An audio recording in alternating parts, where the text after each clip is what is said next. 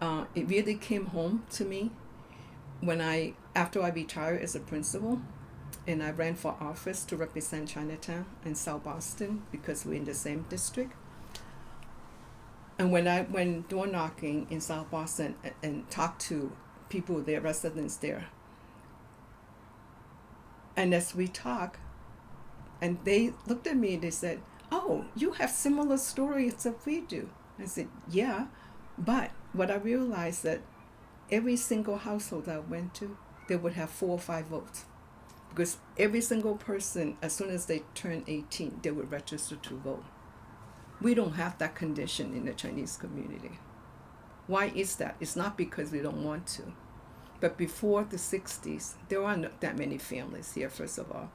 Secondly, if you're not allowed to be citizen, you're not going to go vote. Whereas the Irish started that tradition way back. So they talk about 4 generations of participating in the elections that built the community up to this powerhouse, particularly in Boston. You look at who's in the city hall, in the fire department, in the police department, it's majority descendants of the Irish workers. That is not so for many other community. And I have to explain that and teach people that. And when I ran for office, and people were so upset that I came so close to winning, and I explained that, I said, this is the first time we're doing this. What I learned in South Boston is they've been doing this for generations. So we have generations would be there, but we're not going to wait that long, right? So it's the lessons that we have to keep educating people about. There are a lot of things that we see in our community is man-made. It is shaped by policy, it's shaped by who's in power, and it's shaped by how our community or our people is denying that participation.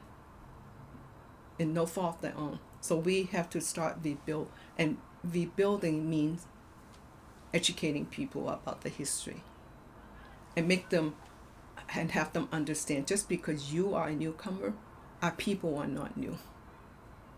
So don't use this line and say, "Oh, but I'm in their country, so I have to." I said, no.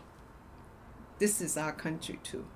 Our ancestor, maybe not yours, but our ancestor, collective ancestors, been here a long time.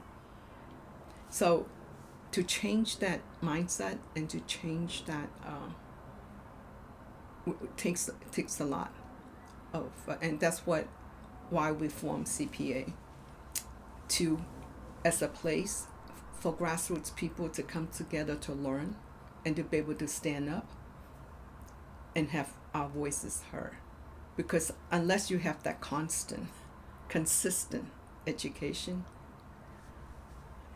we have a lot of catching up to do. So I'm not so concerned about the professional class, but I am concerned about these, particularly the immigrant working families that don't have that kind of time or that kind of access to this type of education. So CPA becomes that place where people can come and have their voice heard. And yeah, we're going on 50 years. So we've been doing this for more than 50 years.